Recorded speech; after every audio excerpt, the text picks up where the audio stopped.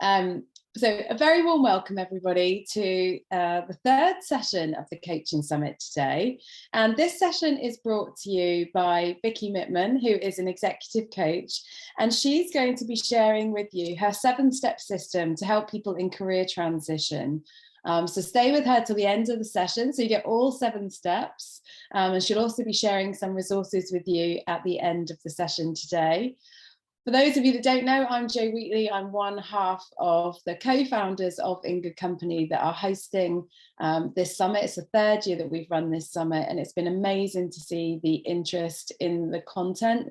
We're showcasing the coaches within our Coaching Crowd Business Lounge, where we support coaches to develop successful and sustainable coaching businesses.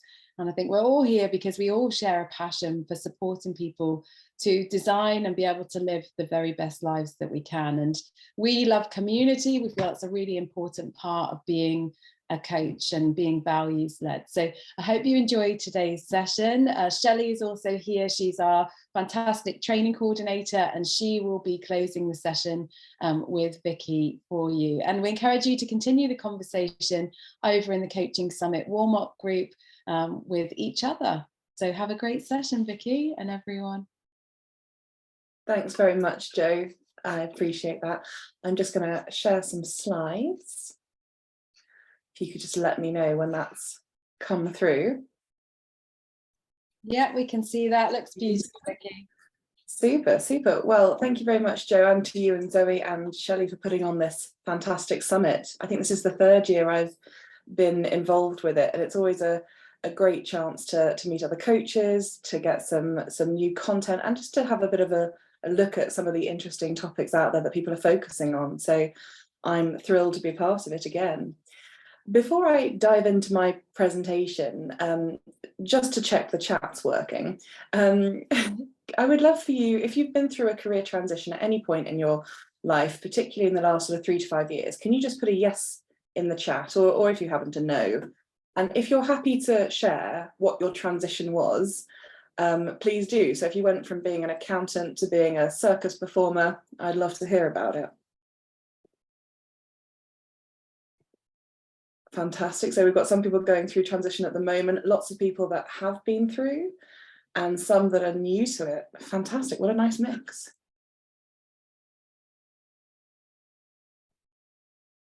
That's great. Yeah, really, really, really good mix of responses there. So thank you. And you've proved beyond doubt that the chat's working and that you're all awake and present for the session. So thank you for joining me here.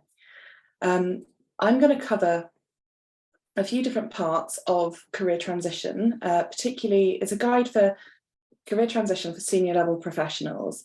And I'm going to share a bit about my own journey, not for vanity, but because it's actually really crucial to why I'm here talking to you today. And I'll then share the program I've put together based on my own journey, but also on the last 5 years of coaching, where I've been working with professionals who have been in that transition journey. And we'll have a little closer look at one of those steps in detail, because I don't think we'll have a chance to get through all of them on the session.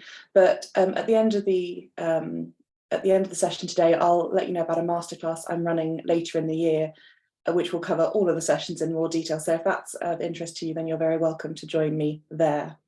And I'm also going to have a quick look at the things that get in the way of successful career transition.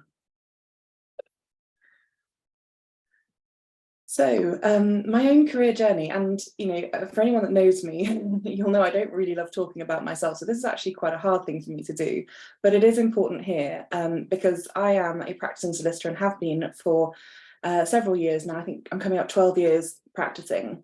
And during that time, I have felt like I shouldn't have been a solicitor, like I didn't really want to, like I loved law and couldn't think of anything else outside of law.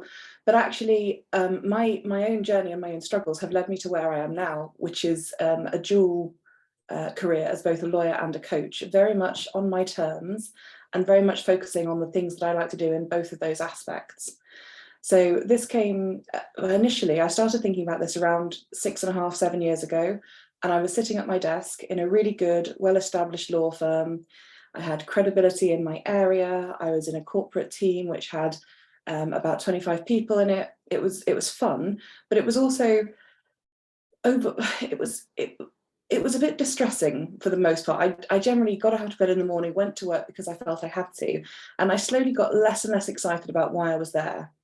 And within corporate, I'd had a specialism of franchising. So I help businesses who have a tried and tested brand and system to franchise their businesses.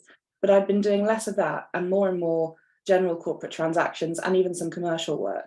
And I found that I was being diluted from the thing I really loved doing to going through the motions with lots of different things and never feeling like I had my real passion at my forefront. So I looked at ways when I could do more franchising. And around that time, when I was feeling a bit stuck and a bit dissatisfied and disillusioned with my job altogether, I was thinking, should I just pack this all in and do something different? And I had some very good advice from one of the partners in my firm. She suggested I speak to a career coach. And I did. It's the first session of coaching I'd ever had, but it was so transformative that I knew from that first session that coaching had to be a part of my journey. It was as though someone had given me the last piece of the jigsaw which had been missing. And finally, I had a picture of what it could look like. But interestingly, what it did, that first career coaching session for me, is it really made me realize how much I loved some of my role, but not other parts. And then it gave me this really exciting inspiration into what I could be doing and how that passion and that fire I had could be coming forward. So I looked over the next sort of 6 months at how I could transition into a role that had both parts. And it wasn't a straightforward, easy process. I didn't just wake up one day and do something different. And if you've ever done that, I'm hugely envious of it, because I think being able to make that change so quickly can be really exciting. But for the most part, the people I speak to regularly in career transition, certainly at senior levels within their professions, are not making that change overnight. It's often been thought about for several months, and it's something that just needs a bit of time and a bit of reflection, which is why I've now put together a coaching program designed for senior level professionals to help them transition in a way that really suits them, but more importantly, to really build into their career all of the fun stuff that they've always wanted and that they probably had initially, that initial drive and enthusiasm. That doesn't go away, it just gets a bit buried under the day-to-day. So I want that to come back and be at the forefront of what pushes your career forward. And designing a career on your terms is crucial to me. That's my why. So I get up every morning because I get to help people do just that. And I do it both as a franchise specialist lawyer still and as a career coach. And I like the fact that I can do that in both of my professions. So this topic, as I've said, it's because it's born out of my own personal experiences, but also because I was frequently being approached by professionals who said, "You've made a big change recently in your life and I'd like to do something similar. How did you do it? Because I just don't know where to start." And what I realized was that the more entrenched in someone's profession they are, the more that profession is part of their identity, the harder it is for them to even think about a life outside of it. So for a long time, I was saying, I'm a lawyer. That's what I'm trained to do. That's what I'm educated to do. That's where my last 12 years or so have been focused. And the idea of doing something different, putting myself out there in a different way, it was quite alarming. And I felt like I would lose some of my credibility, some of my resilience. Certainly my confidence would have taken a hit because I was so protected by that profession. And that's why I have now put together a system to help people on this journey, because I hated hearing how people got stuck and were dissatisfied and frightened about the transition when actually they knew they had probably the majority of their working life still to go. A lot of the people I speak to are in their 30s and they might well have another 35, 40 years of career ahead of them. So the idea that wouldn't be done with zest and excitement was really upsetting to me. So cue the development of my career coaching program. And I'm a great believer in this quote, that it's never too late to be what you might have been. I read that a few years ago and I thought, yes, so many people get stuck and they think, is this it? Is this what I'm going to do for the rest of my career? And that's deflating, and it does affect people's passion. It affects their relationships, it affects their confidence, their self-belief. So, looking at what you might do and what you might get to, if you design a career on your terms, is my driver. So I've developed, and because I'm a lawyer, properly trademarked my From Profession to Passion system.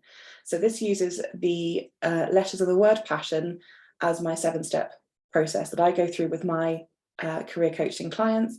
And it's a way to start a conversation and a way to help people go from feeling a bit stuck and not knowing which way to turn to a process that can help them figure out how to move forward. So I'll look at each of these sections just as an overview, and then I'll dive into the first one, purpose. There's a reason it's first, and there's a reason I start with it, just to give you a little bit more meat on the bones as to what I talk about and what we discuss in those career coaching sessions. Obviously, if you do have any questions as we go, please do put them in the chat. Thank you for those that have said they love the quote. And Shelley, I'm looking at my screen at the moment, so if you could just let me know if any burning questions come up, otherwise I'll try and catch them towards the end of this. Of course, Vicki. Thank you. So purpose, I start with this, what are your core values? What are your inspirations, drivers, motivations, interests?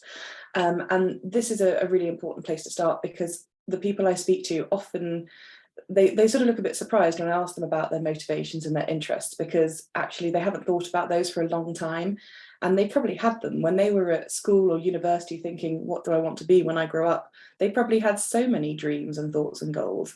But then as professionals, we get into the groove of doing things and just climbing up the ladder in our particular profession, that we forget about what's really inspiring us. And also those inspirations might change over time. Equally as important are core values at the beginning, really figuring out what drives you, what's most important to you. So as I said, I'll dive a little bit more into purpose in a few minutes, and I'll just cover the others first before I do. So the second step in my program is assess. That's assessing the current situation.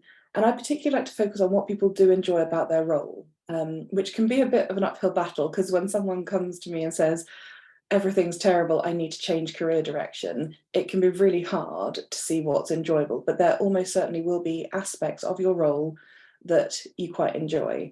And finding out about those and really sort of getting the excitement for those bits back again is a crucial part before we even look at moving on to skills and other things. And also, I mean, looking at what you'd like to change is important too. And I think people focus on that first. So I like to flip it and focus on the enjoyment aspect, and then say, actually, what is it that you don't like? And it might be, I hear this quite a lot, when professionals progress up a ladder, they stop doing less of the technical work that they might have really loved, and then more into team management, which might have responsibilities that they weren't necessarily expecting when they had those wide-eyed dreams before they went into their profession. So it might be some people thrive and flourish with that management aspect, but some are actually saying that's taking me away from the nuts and bolts of what I love to do. Or it could be that they don't feel supported with the additional parts. So really, when you get to that assessment, it's a great chance to look at what people do and don't enjoy, but also why they do and don't enjoy that. And it's important to look at, beyond the role, what's the current situation at home, the financial situation, the family situation, what are the considerations that you have wider to making a career transition, because those will all impact on how well and how passionately we do that. Then the third step is skills, and I usually start with a longer list of like all of the skills someone can think about, but I really focus on what they are great at, what their friends, colleagues, family tell them. If I ever need someone to do X, I'd pick you. Those things that are really, really fundamental that they love to do and they are excelling at. And also what they'd like to improve. I focus more on the things we're great at, because I think that's where most of the energy and enthusiasm is. But if you've got a couple of areas of weakness where you find they're actually holding you back, those areas, and you'd love to just improve them a little bit so that you weren't so scared of using those areas, or if something came up, it didn't fill you with dread, that's a good place to look as well. And then I move on to the 4-step structure. And this is very personal to each individual I work with, because I get them to create a blueprint to help them navigate their career transition. And I'm a great believer that there is no one size fits all with this. And in fact, when I had been feeling stuck and unmotivated, if someone had said, well, if you just follow this path, exactly this path, then you'll make it, I would probably have felt quite overwhelmed by that, and I wouldn't have wanted necessarily to do that one thing that everybody does, because I felt already like I was a bit what's the, I'm trying to think of the word, I was just out of alignment with what I wanted in life as well, and what my career had become. And I remember thinking, I don't quite know how I've got here, but I thought I was the only one that had ever thought that. So the idea of a one-stop shop, this will fix everything, doesn't appeal to me, which is why I have a program that has these steps in, but each one is very tailored to the individual. And for those of you who are coaches out there and career coaches, using something like this with your clients where you can help them to identify bits that are really crucial to them, you're giving them that empowerment and that option to create that really passionate and excited career.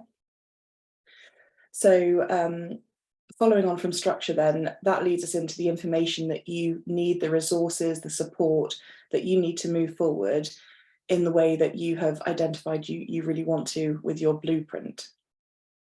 And then we look at the options available, and this is actually quite a key bit, because there usually is more than one way to get somewhere. And I remember thinking, I don't know if there's any options at all.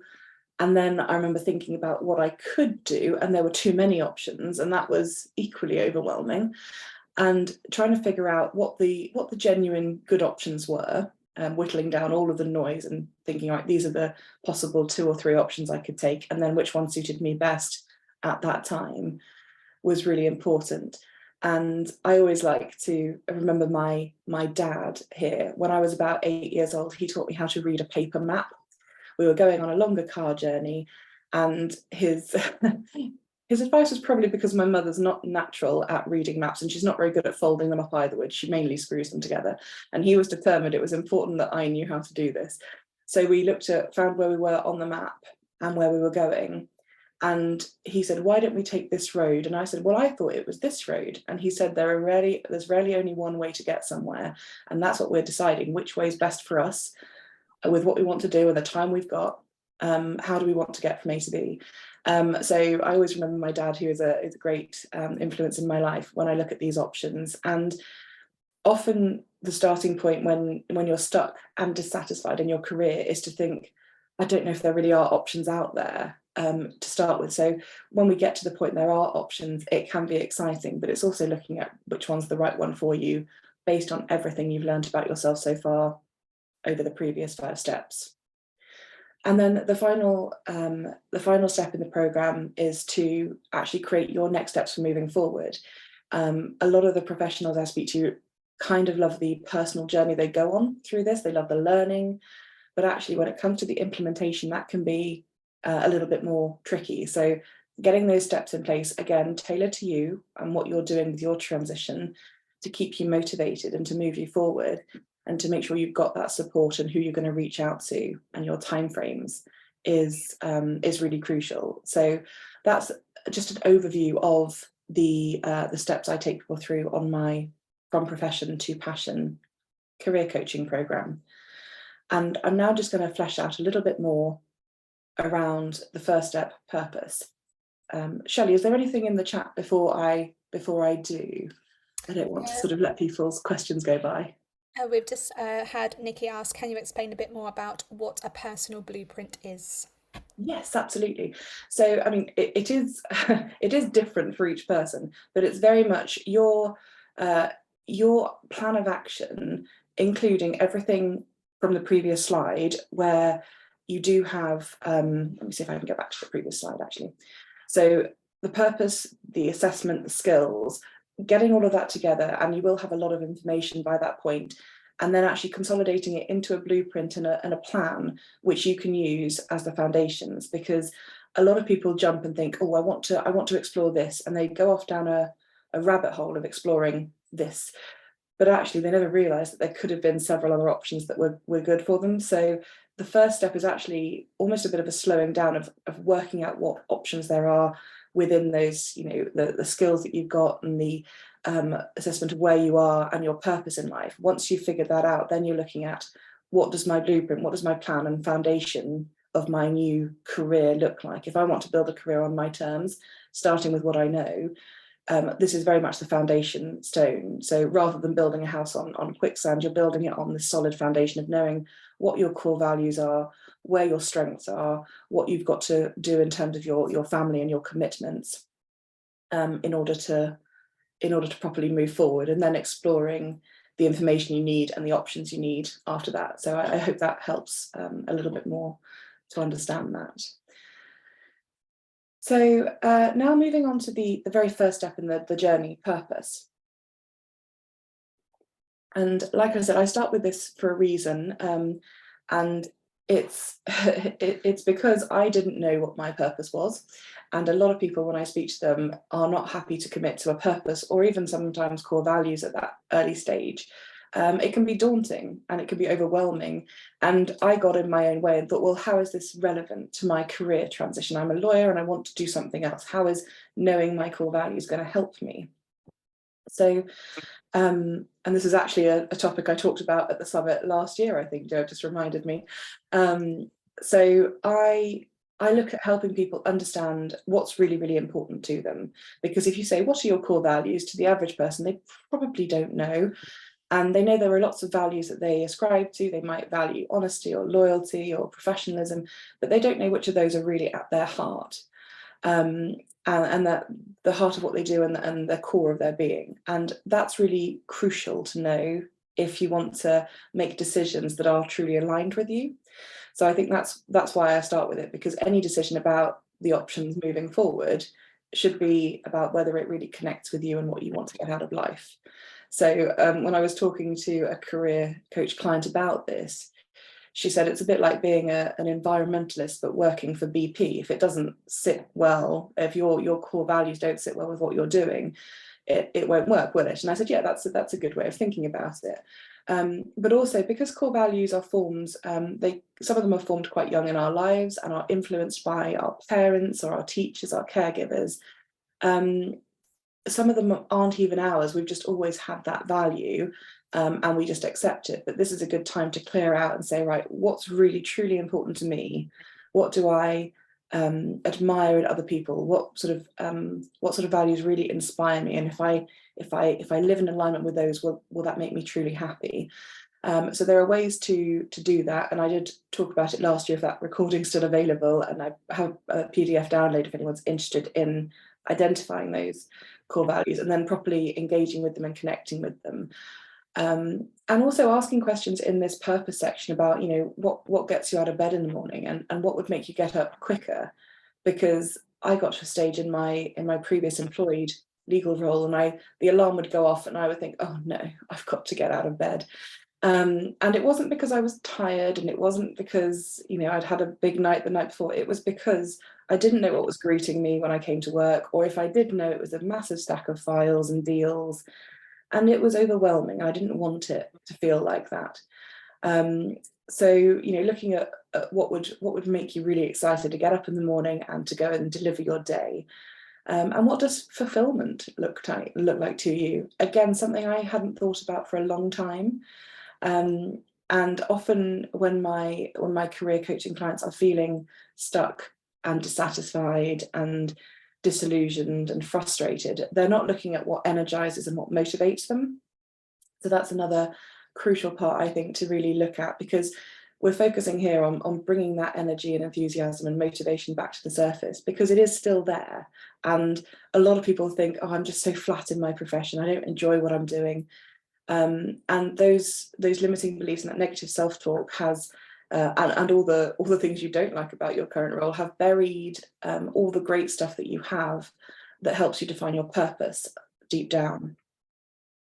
And then I look at interests. So these aren't skills, which we come on to in step 3, but these are interests that you have. And it was a great career coaching exercise that I had, where I listed all of my interests. And initially I thought, oh, I could do that really quickly, it'll take me 2 minutes. And then I kept adding to it. And before I knew it, I had it was an A4 sheet of paper with about 3 columns on it, and it was full of interests. And I realized just how many interests I had, personal and professional, and only probably 2% of them or 3% of them I was doing on any regular basis. So I really, I think it's an important thing to do, because it just reminds you that you've got this much wider sphere, and that if you're looking to design a career that's really fulfilling for you, and to design and create that on your terms, it's going to have to include more of your interests. So for example, law is an interest of mine, but so is mindset and resilience and confidence, and so many of the things I deal with now in coaching, which I wasn't dealing with at all in my legal profession. So, you know, having acknowledged that those interests are there and those are important to me, which is the next step, figuring out which of those interests are things you really want to look at every day. You know, travel might be a big interest for someone, but if they travel sort of three times a year for holidays, that might not be something they need daily, but they might need a life that allows for that, and a bank balance that allows for that, so a remuneration package that allows for that. So figuring out the interests and narrowing down to the ones that you really want to experience on a regular basis is important, and to look at the ones that bring you the most joy. Because I was surprised at what brought me joy that wasn't remotely related to my profession, but also I'd forgotten that it did bring me joy. So at a time when I was doing a career change, it was also helpful for me to pick up hobbies that I had forgotten about, which were previously quite important to me. So as a more holistic exercise, I think purpose is a great way to start. And also what I find is that it energizes people to be a bit more open and a bit more excited about what can be quite a scary process of career transition. So I'm just going to quickly check in with the chat to see if there's anything going on. I don't know, Shelley, if you've seen anything come through. Yeah, we've just had a question. Do you use this model when you coach people who have been on a career break and are now looking to embark on something new? Yes, you absolutely could. And it's often because a career break comes from for a particular reason, but whatever that is, there's been a pause from what they were doing to now looking to embark on something new. And there's also a reason they probably don't want to go back to what they were doing before the break. So yeah, absolutely, I would.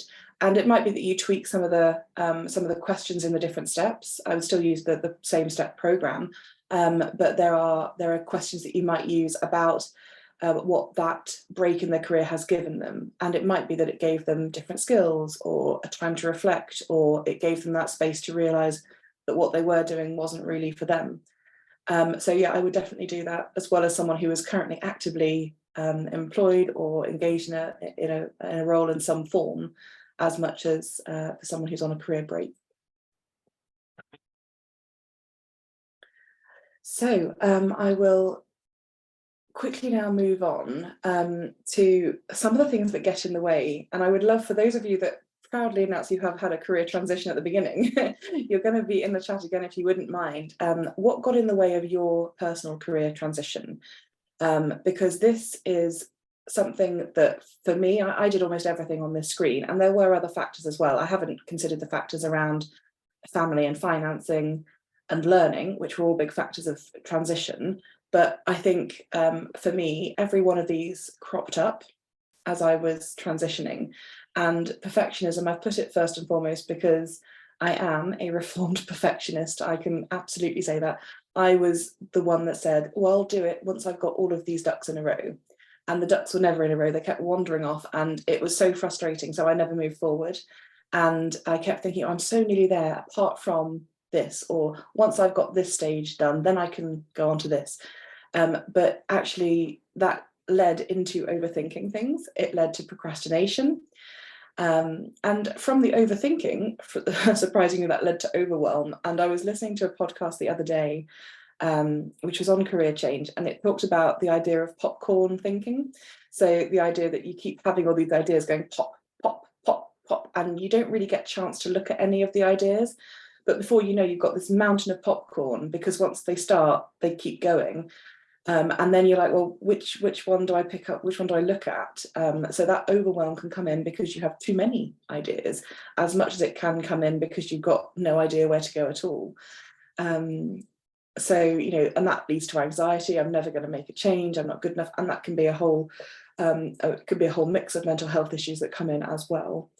And I have a friend who is a mental health trainer, and she is fantastic at talking about this. So if people are dealing with mental health issues as part of their career transition, I would always recommend talking to someone who knows a bit more about it and can help support you as you're doing the transition as well.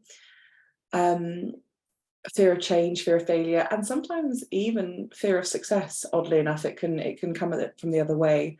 But I think limiting beliefs, it's something I've seen in the chat a few times. Limiting beliefs were a massive thing for me. Self-confidence, negative self-talk, they all hit, and imposter syndrome, someone mentioned as well. I just saw that going past, which is really interesting, because I was talking to a lawyer in the franchise industry who I'd known for years, and this is the industry, remember, where I felt credible and respected and professional and qualified. And I was speaking to this lovely lawyer that I've known for years, and she said, "Oh, I hear you're doing coaching now. Tell me all about it." And I started talking, and before I knew it, my face had gone red and I was sweating and I was uncomfortable. And I made some excuse because we were at a conference, and I said, "Oh, I must just dash to the loo before we go into the next session." And I had a full-blown panic attack in the loo. And I just remember thinking, oh gosh, I can't believe I'm talking to someone so credible about coaching. I don't know anything about it. And at this stage, I was 2 years into my 3-year coaching qualification. I did know about it. I had been coaching people as part of that qualification. But in my head, because I was sort of here as a lawyer, but here as a coach, like I hadn't leveled myself to the point where I felt about both careers equally, which did come quicker than I thought it would. It didn't take 12 years in coaching to make me feel that way. As it did with law. But I remember feeling such an imposter, thinking, how dare I even speak to someone about my coaching? I don't feel at all ready for it. And all she'd done is to ask me a bit more about it because she was interested. So I think imposter syndrome is a big, big thing there as well. So expectations of others, yep, credibility in your new career, that can be a really, really big thing. And I think what I help what I love to see with the people I'm working with on this, the coachees, is when they realise in that skills part of part 3, how many skills they've got and how many skills they've been using, sometimes for decades, which can be really helpful in their new career. You might not be at the same level immediately, but you might have a whole host of experience and skills that will support you in that role from day one. Whereas so in my profession as a lawyer, the day one, I didn't know anything apart from the law they teach you at university. I had no idea how to manage clients or caseloads, how to address other lawyers, how quickly to turn things around. I had to learn all of that in my early 20s as a lawyer. But as a coach, I already knew how to talk to people and how to listen and how to make notes and how to keep files. Some of the smaller aspects were still there. I knew how to be organized. I knew how to organize my time and plan my week, things in a much better way, just because of the experiences I had and some of the skills as well in other environments. Yeah, I'm just seeing some comments there, which I'm looking through now. Oh, fantastic. Thank you so much for engaging in the chat. This is wonderful. Yeah, environmental changes as well, big to get over. And actually, I've heard more about that recently because of the shift since COVID and flexible working being a real thing. I think flexibility in working has been there for longer than we think, but it really became something during COVID.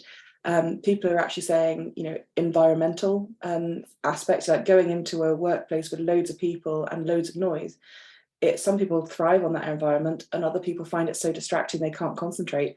So, working out with your transition, what's important to you in terms of that environment is going to be a really important aspect, and that'll be part of your structure blueprint that you do in the program.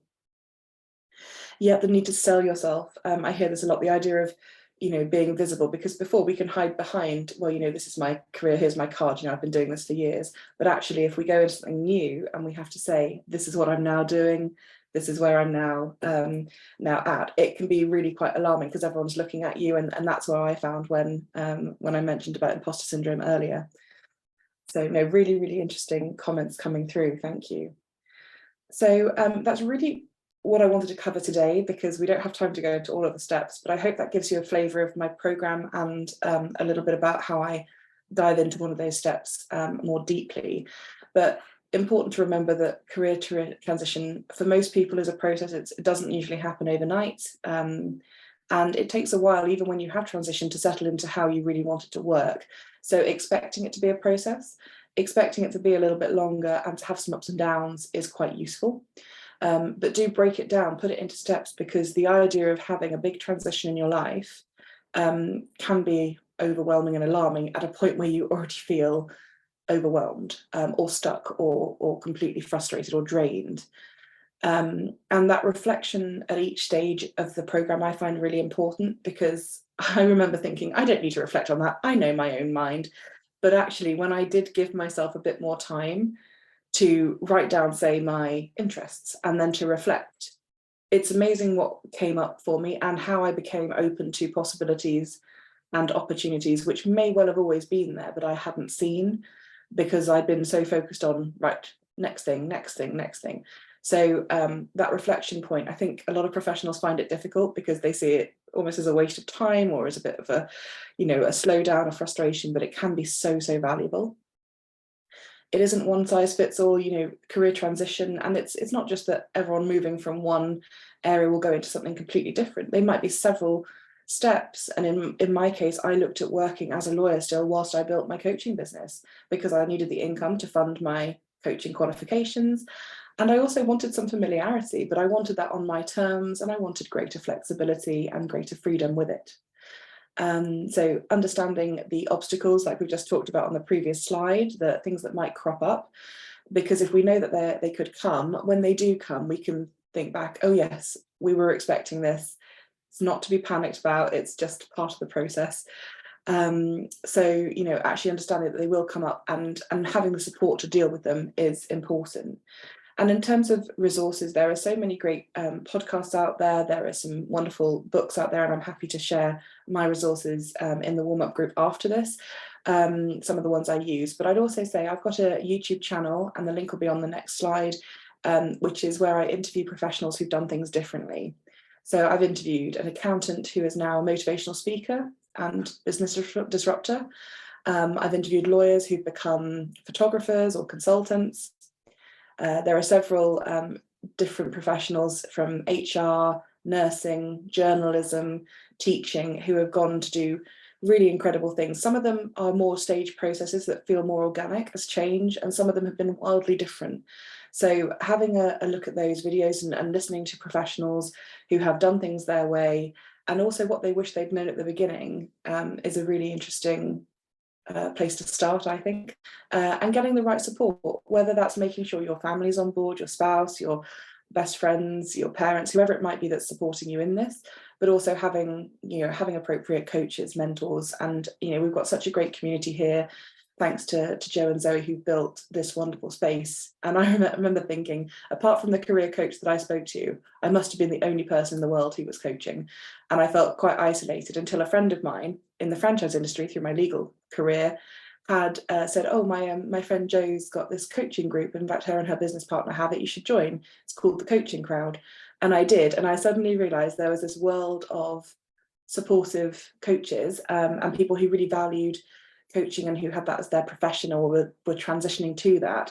And it's amazing the support you get when that's available. So I'd like to open it up for any questions, obviously, now that have come in. I will try and have a look at the chat again, but I'll also leave my details on the last slide in case anyone wants to keep in touch. You can find me on LinkedIn as I'm actually there as Vicki Mitman QFP, which means Qualified Franchise Professional, but it is me. And there's a Facebook group I have, which is From Profession to Passion, where I usually drop in the latest videos from my YouTube channel. And then there's the YouTube channel itself, which might be valuable, just as I said, for those stories about people who've done things differently. So I'll leave it there and then I'll have a look at the chat.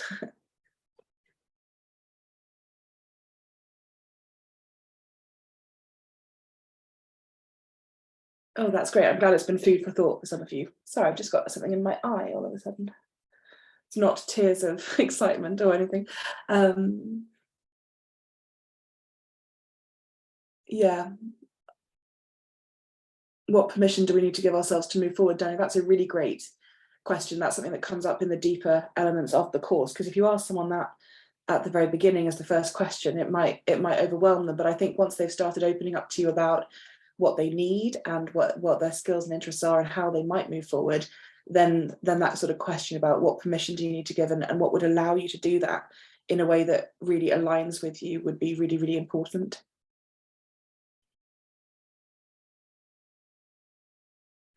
Yes, I do.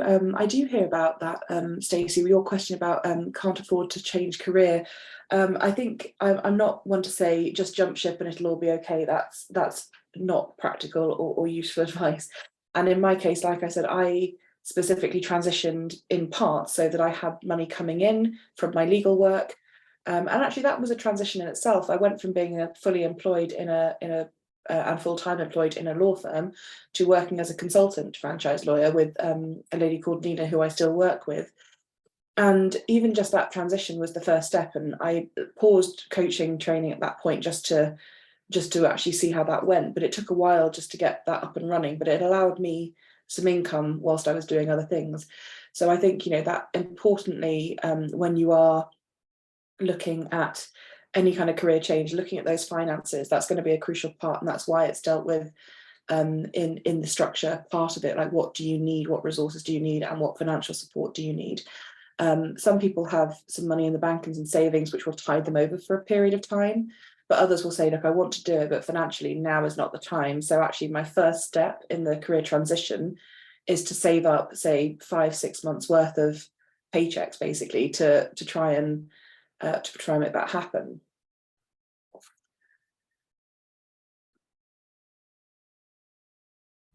Sorry, Vicky, I'm just going to jump in. You just had a lot of people asking previously about access to last year's recording. Oh yeah, that's probably something that I mean, Joe, I don't know if they're available on your YouTube channel. I might have it on mine as well, but if not, I will get it and put it on mine. I'm sure it's still available somewhere. But yeah, I will try and find that for you and make it available if nowhere else through my own YouTube channel. So that's really good. And did someone want my last slide again? I think I saw that. So I'll just put up my contact details slide once more, if that helps anyone. So feel free to get in touch. And I think that the joy of this summit in this group is that there are so many people out there that you could reach out to who have done their own transitions, and also people in your own network who've transitioned successfully. You might look at someone and think, oh gosh, I really want to hear more about their story. They will probably share it with you, because a lot of people who've done it well are happy to be approached about that and happy to help others. That's what I've found. Hence why I've got loads of interviews on my YouTube channel, because as soon as I said to people I'd like to make this accessible to people, they said, sure, I'll share my story. So that's really good. Oh, you want the next step slide? Hang on a second. Yeah, so the end was next steps. That's exactly right. So that's about putting it into practice, having done a lot of the reflection, a lot of the self-learning, having a program then to say, right, what do I want to do next, and committing to those actions to hold yourself accountable and to keep yourself motivated. It's really hard to start a journey if you don't quite know where you're going. So the important starting point is, to learn about yourself and to put a blueprint in place, so you've got an overall plan. But then the next steps is actually committing to certain actions by certain dates, ideally, and then probably having access to someone who can hold you accountable to that. So, and thank you for everyone that's liked the session or said it was inspiring or engaging. That's lovely. Thank you for being here. I really appreciate it, and I hope you enjoy the rest of the summit. Fantastic. Thanks so much for that, Vicky. That's brilliant. No problem. What a fantastic session. Thank you. You'll probably see me in some of the later summits as well. We're hoping that a lot of the other speakers have been joining us, obviously. That's been great. Right, we're going to wrap up now. I'm just going to finish recording. Thank you so much.